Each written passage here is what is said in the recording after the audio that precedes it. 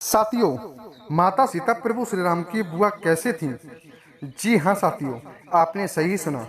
आखिर प्रभु श्री राम की पत्नी माता सीता थीं, तो माता सीता प्रभु श्री राम की बुआ कैसे लगी? जी हाँ साथियों, आज की कहानी हमारी इसी विषय पर होने वाली है। आज की कहानी में हम जानेंगे कि आखिर प्रभु श्री राम की बुआ माता सीता कैसे लगी थी। क्योंकि साथियों, हम आपके लिए बता दें, आपने रामायण तो साथियों देखी होगी और साथियों बहुत ही अच्छे से सोची समझी भी होगी, लेकिन उनमें देखा होगा साथियों, रामायण में माता सीता जो हैं उन्होंने अपना किरदार स्वयं प्रभु श्री राम की पत्नी के रूप में निभाया है। और माता सीता जो हैं वो प्रभु श्री राम की ही पत्नी हैं। अब साथियों सवाल यह उठता है कि आखिर फिर प्रभु श्री राम की सीता पत्नी हैं, तो प्रभु श्री राम की सीता बुआ कैसे लगी थी? जी हाँ साथियों, आज की कहानी आपके लिए बहुत ही ज्ञानवर्धक एवं मोटिवेशनल होने वाली है। साथियों आपको भी यह नहीं पता होगा कि आखिर प्रभु श्री राम की सीता बुआ कैसी हुई थी। साथियों आपके मन में एक प्रश्न उठ रहा होगा कि आखिर माता सीता तो स्वयं प्रभु श्री राम की पत्नी थी, तो आखिर प्रभु श्री राम की बुआ कैसी लगी थी? तो आप भी इस शंका से दूर होने के लिए हमारी इस वीडियो में शुरू से एंड तक जरूर बने रहिए, ताकि साथियों आपको सब कुछ समझ में आ सके। साथियों मैं एक वादा करता हूं, यदि साथियों आपने यह कहानी आज की हमारी शुरू से एंड तक देख ली, तो साथियों आपको सब कुछ समझ में आ जाएगा कि आखिर प्रभु श्री राम की माता सीता बुआ कैसे लगी। साथियों बात बहुत समय पहले की है, जब साथियों अयोध्या में एक राजा राज किया करते थे। साथियों वह राजा जो थे वह बहुत ही नेक दिल के इंसान राजा थे। वह हर किसी के ऊपर अपना शासन जताया करते थे। भगवान की कृपा से साथियों उस राजा के घर में कोई भी कमी नहीं थी। सारे सुख जो थे साथियों वह उस राजा को मिले हुए थे।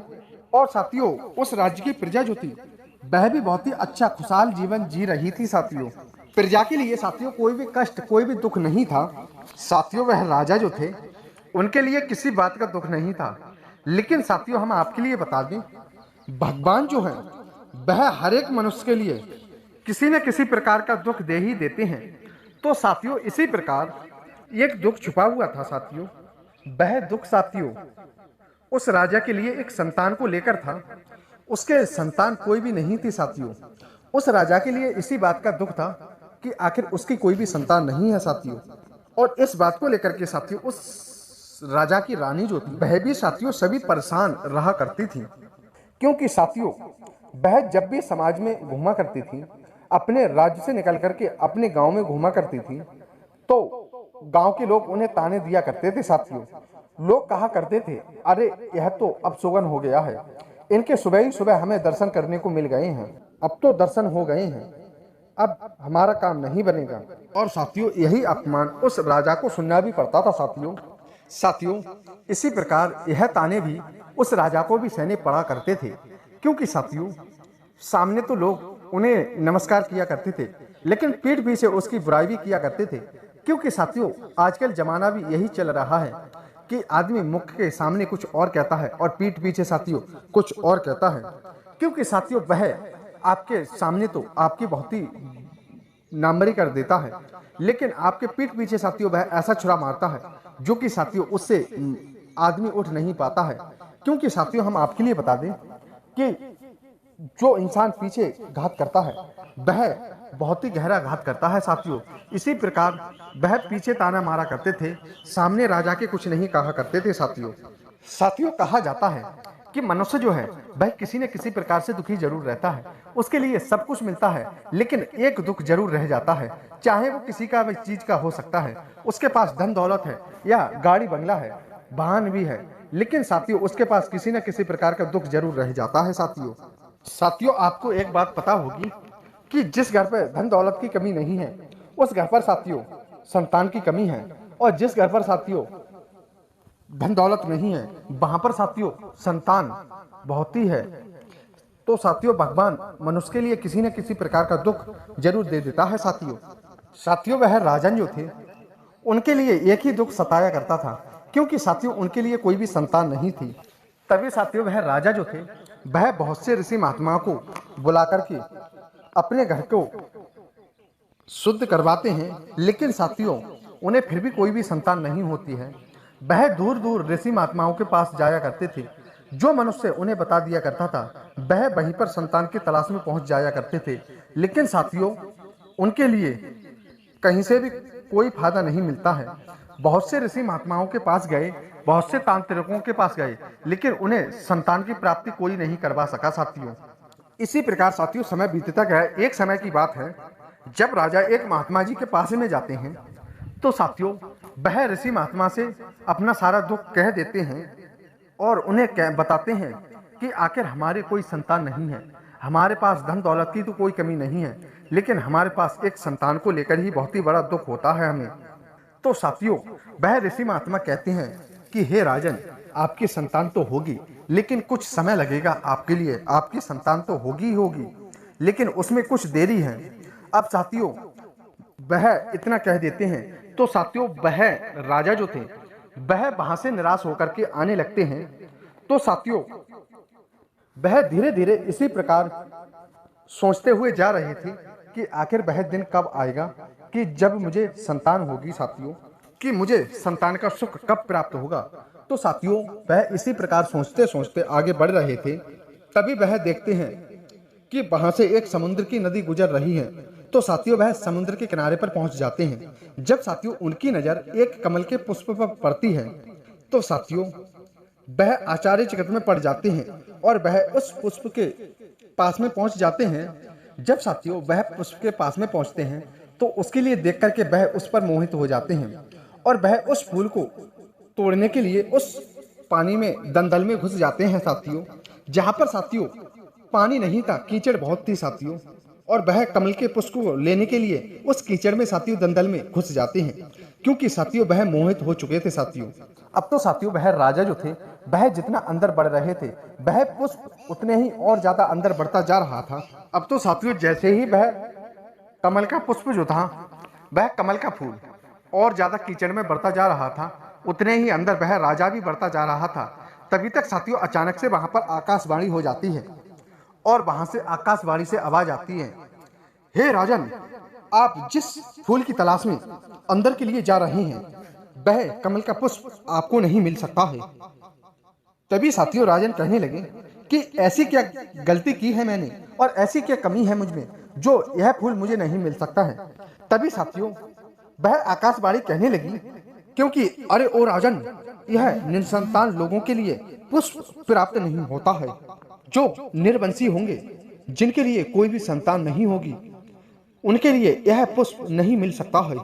इसलिए हे राजन, आप आज जो प्रयास कर रहे हैं उस प्रयास में जितना आप प्रयास करेंगे उतने ही आप विफल होते जाएंगे। यह सुनकर के साथियों उस राजन को बहुत ही ज्यादा दुख हुआ, क्योंकि साथियों वह निसंतान थे, उनके लिए बहुत ही दुख हुआ। वह साथियों सोचने लगे कि आखिर प्रजा तो मेरी मजाक बनाती ही बनाती है, आज तो भगवान भी मेरी मजाक बनाने लगता है। अब तो साथियों वह उदास होकर के वह अपने राजमहल में लौट आते हैं। अब तो साथियों वह उदास होकर के अपने कक्ष में बैठ जाते हैं।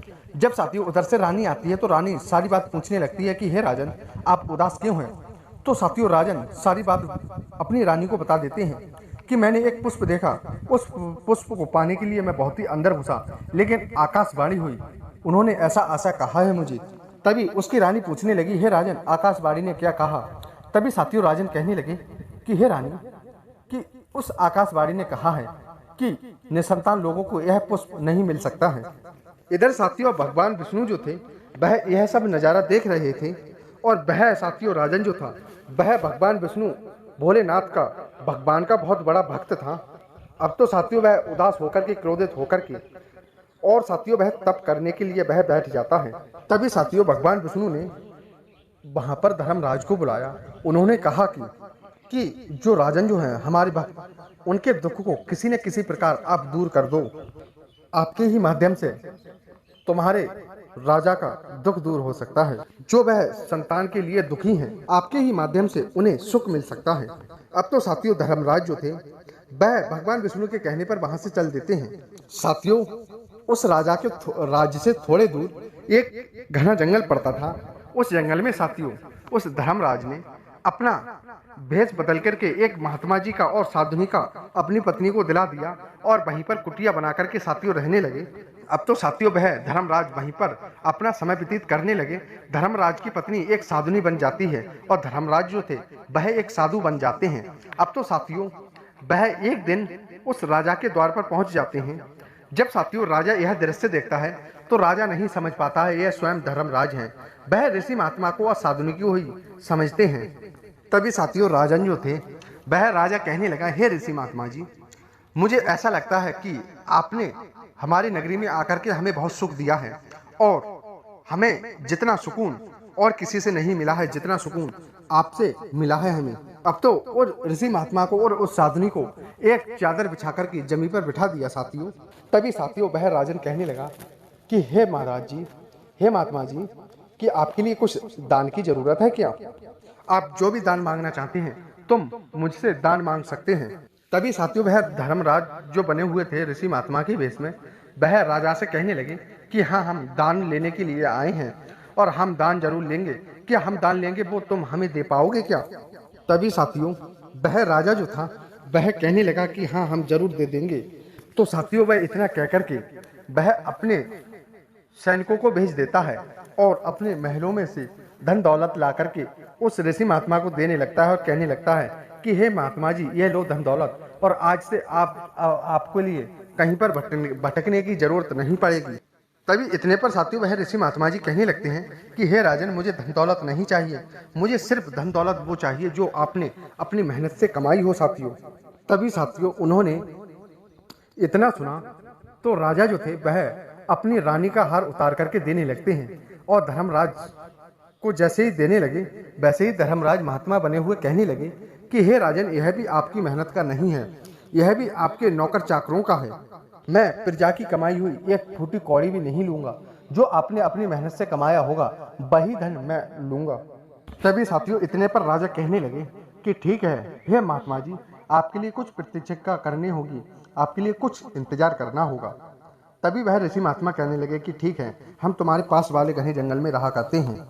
अब तो साथियों वह महात्मा जी जो थे वह अपने वापस से उसी घने जंगल वाली कुटिया में लौट जाते हैं। इधर साथियों जैसे ही ऋषि महात्मा जी उस राजन के द्वार पर से जाते हैं, इधर साथियों राजा अपना भेष बदल करके एक गरीब फकीर की तरह बना लेता है और वो मेहनत मजदूरी करने के लिए अपने महल से बाहर निकल जाता है साथियों। तो साथियों वह राजा काम ढूंढने के लिए निकल जाता है। जब साथियों काम ढूंढते ढूंढते उसे कुछ काम नहीं मिलता है तो साथियों वह निराश होकर के अपने घर आने लगता है साथियों। तभी साथियों उसकी नजर एक दुकान पर पड़ जाती है साथियों। वह दुकान और किसी की नहीं बल्कि साथियों वह दुकान जो थी साथियों वह दुकान जूता चप्पलें बेचने वाली थी। अब तो साथियों वह राजा जो था वह अपना भेष बदलते हुए उसी दुकान पर पहुंच जाता है और कहने लगता है, हे भाई, मुझे क्या काम मिलेगा? तभी साथियों वह दुकानदार कहने लगा कि आपको काम तो मिल जाएगा, लेकिन आपके लिए मेरी दुकान से चप्पलें लेकर उस चौराहे पर ठेला लगा करके उसी पर चप्पलें बेचनी होंगी। तभी साथियों वह राजा जो था वह तैयार हो जाता है और उसके बदले साथियों वह दुकानदार कहने लगता है, आपके लिए 2 टका मिलेगा। अब तो साथियों वह राजा जो था वह अपना भेष बदला हुआ था, इसीलिए साथियों वह दुकानदार भी नहीं पहचान पाता है। अब तो साथियों वह राजा जो था वह ठेला लगा लेता है। तपती दोपहरी में साथियों वह पूरे दिन चप्पलें उसी ठेले पर रख करके बेचता है। जब साथियों शाम होती है तो उसके लिए वह दुकानदार उस राजा के लिए 2 टका दे देता है साथियों। अब तो वह राजा जो था वह 2 टका लेकर के साथियों बहुत ही प्रसन्न हो जाता है। अब तो साथियों वह अपने घर पहुंचने से पहले उसी घने जंगल में पहुंच जाते हैं जहां पर साथियों वह ऋषि महात्मा और साधुनी रहा करते थे। तभी साथियों वह उस कुटिया पर आवाज लगा देते हैं, लेकिन साथियों उस कुटिया पर अभी कोई भी नहीं थे। वह साथियों महात्मा जी जो थे वह किसी नगर में घूमने के लिए गए हुए थे। तभी साथियों कुछ देर बाद उसी जंगल से घूमती हुई वह साधुनी आ जाती हैं और वह साधुनी अपनी कुटिया पर आकर के उस राजा से कहने लगती है, कहिए भाई, आपका क्या काम है? तो साथियों वह पूछने लगते हैं कि ऋषि महात्मा जी कहाँ गए हैं। तभी वह सारी बात बताते हुए कहने लगती है कि वह कहीं घूमने गए हैं। तो साथियों वह राजा जो था वह दो टके जो थे वह उसी साधुनी को दे देता है और कहने लगता है कि यह 2 टके जो हैं यह हमारे ऋषि महात्मा के लिए दे देना और कह देना कि यह दान में दिए हैं। तभी साथियों वह कहने लगती हैं कि अपना पता तो बता दो। तो साथियों वह राजा कहने लगता है कि मैं इस राज्य का एक राजा हूँ और मैं उस ऋषि महात्मा के लिए यह 2 टके दान में देने के लिए आया हूँ। ऋषि महात्मा से यह सब बातें कह देना। अब तो साथियों वह 2 टका देने के बाद में वह राजा जो थे वह अपने राजमहल के लिए वापस लौट आते हैं। तभी साथियों कुछ देर बाद वह धर्मराज जो थे वह ऋषि महात्मा बने हुए थे वह अपनी कुटिया पर आते हैं और उसके पत्नी साधुनी उनसे कहने लगती हैं कि हे स्वामी, यहाँ के इस राज्य के राजा जो हैं वह हमें 2 टका देकर के गए हैं और कहे गए हैं कि यह हमारी मेहनत का है। और तभी साथियों वह ऋषि महात्मा को देते हैं। लेकिन साथियों जैसे ही वह टका ऋषि महात्मा अपने हाथों में लेते हैं तो उनके लिए क्रोध आता है और वह टका उसी घने जंगल में जब क्रोध में आकर के फेंकते हैं तो जहाँ पर साथियों वह टका गिरता है वहाँ पर एक साथियों कुआं जैसा गड्ढा हो जाता है। अब तो साथियों वह ऋषि महात्मा जब उस गड्ढे में झांक करके देखते हैं तो साथियों उस गड्ढे से तो उसमें से साथियों एक घड़ा निकलता है। तो वह घड़ा जो था साथियों वह उस ऋषि महात्मा से कह जाता है कि इसके अंदर और घड़ा है, जरा और खोदना। तब साथियों वह सीधे आकाश में उड़ जाता है। अब तो साथियों ऋषि महात्मा थोड़ी देर उस गड्ढे को और खोद कर देखते हैं तो वहां पर फिर भी साथियों एक घड़ा और निकलता है।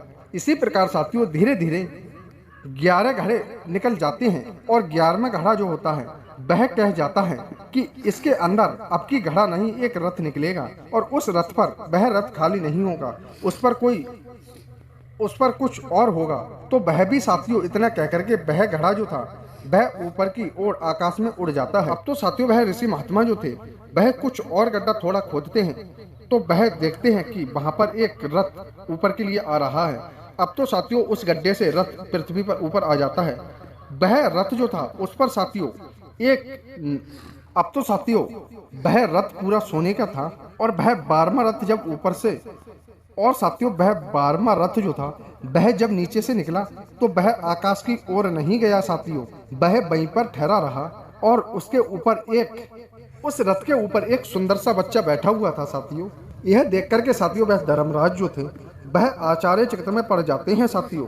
वह साथियों रथ जो था वह आसमान में नहीं उड़ता है, वह उसी ऋषि महात्मा के पास ठहर जाता है। इतने पर साथियों उस ऋषि महात्मा की यानी कि साथियों वह साधनी जो थी वह सोचने लगती हैं कि यह उस राजा के टके का कमाल है जो साथियों उन्होंने अपनी मेहनत से कमाया है और जो 11 मटके सोने के निकले वह ऊपर के लिए चले गए और जो 12वां रथ जो निकला है वह यहीं पर रुका है। तो इसका मतलब यह सोने का रथ और इस बच्चे के हकदार स्वयं वह राजा हैं। यह बच्चा जो है यह स्वयं हमें उस राजा को ही सौंपना चाहिए। इसीलिए साथियों तभी साथियों वह ऋषि महात्मा जो थे वह सीधे उस राजा के पास में पहुंच जाते हैं और उस रथ को लेकर के उस पुत्र को लेकर के साथियों वह उस राजा के पास जाते हैं, उस राजा के लिए सारी बात बता देते हैं और कहने लगते हैं कि हे राजन, आपने जो टका दिया था अपनी मेहनत का वह टका मैंने क्रोध में आकर के एक घने जंगल में फेंक दिया था। उस घने जंगल में से 9 मटके बाहर निकल आए थे और 10वां निकला था रथ, तो उस पर यह विराजमान पुत्र था। तभी साथियों वह पुत्र के लिए वह ऋषि महात्मा जी उस राजा को देकर के वहां से चले आते हैं। तभी साथियों उस राजा ने उस बालक का नाम करण करवाया साथियों। तो कुछ ब्राह्मणों ने उसका नाम साथियों दशरथ रख दिया था, क्योंकि साथियों हम आपके लिए बता दें वो पृथ्वी के नीचे से 10वां ही रथ निकला था, इसलिए साथियों दशरथ उसका नाम रख दिया था साथियों। अब तो साथियों उस राजा के लिए एक संतान मिल चुकी थी। अब साथियों उसी टाइटल के माध्यम से हम अपनी कहानी बताते हैं। यह साथियों कहानी उस समय की है जब राजा जनक के यहाँ पर सूखा का अकाल पड़ गया था साथियों। क्योंकि साथियों वह अकाल क्यों पड़ा था, क्योंकि साथियों बताया जाता है कि साथियों रावण जो था वह जनक के राज्य में वह एक मटका गाड़कर चला आया था और साथियों कहा जाता है जब मटका जमीन में गाड़ दिया जाए तो बरसात नहीं होती है साथियों। क्योंकि साथियों आकाशवाणी ने रावण से कहा था कि अरे रावण, यदि तेरे घर पर यह मटका रहेगा तो तेरे यहाँ पर तेरे राज्य में अकाल पड़ जाएगा। इसीलिए साथियों उसने डरते हुए वह मटका जनक के राज्य में गाड़ दिया था साथियों। लेकिन साथियों वह रावण जो था वह यह नहीं जानता था कि उस घड़े में साथियों मंदोदरी का गर्भ है। अब तो साथियों वहां पर बरसात का अकाल पड़ जाता है, सूखा पड़ने लगता है। तो साथियों उस राज्य की प्रजा बहुत ही दुखी होने लगी। यह साथियों रहस्य देख करके राजा जनक को बहुत ही दुख हुआ। तो उन्होंने कुछ ऋषि महात्माओं को बुलाया और बरसात कराने का निश्चय किया साथियों। तो ऋषि महात्माओं ने बताया कि साथियों, तभी साथियों ऋषि महात्माओं ने कहा कि आपको स्वयं हल से जमीन जोतनी होगी, तभी बरसात हो सकती है साथियों। तभी साथियों ऋषि महात्मा से वह राजन कहने लगे कि हे राजा, कि हे महात्मा, यदि मैं हल चला दूंगा तो यह सूखा पड़ना बंद हो जाएगा, हमारे राज्य में बारिश हो जाएगी। तभी ऋषि महात्मा कहने लगे हाँ बिल्कुल हो जाएगी। जब साथियों वह राजा जनक जो थे वह हल चलाने के लिए अपने खेतों पर जाते हैं, तो कुछ खेत साथियों वह जोत चुके थे। जोतने के बाद में साथियों उनका हल जमीन में फंस जाता है। जब साथियों वह हल निकालते हैं तो उसमें से वही मटका निकलता है जो रावण वहां पर गाड़ आया था। अब तो साथियों उसमें से हंसती खेलती हुई एक कन्या निकलती है साथियों। अब तो साथियों ऋषि महात्माओं ने कहा कि यह कन्या जो है यह तुम्हारे लिए पृथ्वी ने दी है, जननी ने दी है, इसलिए इसके हकदार आप ही हो। और साथियों हम आपके लिए बता दें कि उस कन्या को पाकर के वह राजा जनक जो थे वह बहुत ही खुश हो जाते हैं और वह अपने घर पर ही उनका पालन पोषण करने लगते हैं साथियों। जब साथियों उस पुत्री का नामकरण करने का समय आया तो उसी का नाम साथियों सीता रख दिया गया था, क्योंकि साथियों पहले के लोग जो थे वह अपने बच्चों के कारनामों के हिसाब से ही नाम रखा करते थे साथियों, क्योंकि पहले के ऋषि महात्मा उसी पर निर्भर होता था कि कैसा नाम रखें। तो साथियों जैसे ही वह, क्योंकि साथियों जो हल्की शीत जो होती है वह उस मटके से टकराई हुई थी, इसलिए उस पुत्री का नाम सीता रख दिया था साथियों। क्योंकि साथियों और दूसरा कारण सीता रखने का नाम यह था कि शीतल घड़े से वह पुत्री निकली थी जिसका नाम सीता रख दिया था साथियों। अब तो साथियों हमारी यह कहानी फिर से नया मोड़ ले लेती है और साथियों जिस टाइटल के माध्यम से हमारी यह वीडियो थी उसी टाइटल के माध्यम पर आज यह वीडियो पहुंच जाती है। तो साथियों हम आपके लिए बता दें आज की कहानी का टाइटल था कि आखिर प्रभु श्री राम की पत्नी सीता जो थी वह आखिर प्रभु श्री राम की बुआ कैसी लगी। तो साथियों हम आपके लिए बता दें राजा दशरथ जो थे वह भी पृथ्वी से निकले थे और साथियों माता सीता जो थी वह भी पृथ्वी से निकली थी। इसीलिए साथियों माता सीता जो थी वह प्रभु श्री राम की बुआ लगी थी, क्योंकि साथियों जो राजा दशरथ थे वह भी धरती से पैदा हुए थे और उधर माता सीता थी वे भी साथियों धरती से ही पैदा हुई थी। क्योंकि साथियों हम आपके लिए बता दें जब दोनों लोग धरती से पैदा हुए थे तो उन दोनों की माँ एक ही हुई ना, और उन दोनों की माँ पृथ्वी हुई, तो इसका मतलब वह दोनों बहन भाई हो गए। क्योंकि साथियों हम आपके लिए बता दें कि कहा जाता है एक ही माँ के गर्भ से एक पुत्र और पुत्री का जन्म हो जाए तो उनका रिश्ता भाई बहन के जैसा हो जाता है और उन्हें भाई बहन कहा जाता है साथियों। इसीलिए साथियों राजा दशरथ और माता सीता की एक ही जननी थी, वो पृथ्वी उनकी माँ थी, इसीलिए वह दोनों भाई बहन कहलाए थे। अब तो साथियों राम के पिता दशरथ थे तो सीता बुआ ही लगी ना। तो इस रिश्ते से साथियों माता सीता जो थी वह प्रभु श्री राम की बुआ लगी थी। इधर साथियों माता सीता जो थी वह वैसे तो साथियों प्रभु श्री राम की पत्नी ही थी, लेकिन उनका जन्म दोनों का, इधर प्रभु श्री राम के पिताजी राजा दशरथ का जन्म पृथ्वी से हुआ था, उधर सीता माता का जन्म पृथ्वी से हुआ था। इसीलिए प्रभु श्री राम की पत्नी सीता जो थी वह प्रभु श्री राम की बुआ लगी थी साथियों। और साथियों हम आपके लिए बता दें कि वैसे माना जाए तो माता सीता जो है वह स्वयं रावण की ही पुत्री हैं, क्योंकि रावण की पत्नी का ही वह गर्भ था जो उन्होंने अपने पति के क्रोध के कारण वह मटके में वह गर्भ छुपा दिया था साथियों। तो साथियों आज की कहानी हमारी यहीं पर समाप्त होती है। उम्मीद करते हैं आपको यह कहानी पसंद आई होगी। तो साथियों पसंद आई हो तो वीडियो को लाइक शेयर करके एक प्यारा सा कमेंट जय श्री राम का जरूर कर देना साथियों। धन्यवाद साथियों, मिलते हैं एक प्यारी सी नई ज्ञानवर्धक कहानी के साथ में। जय श्री कृष्ण, राधे राधे, धन्यवाद साथियों।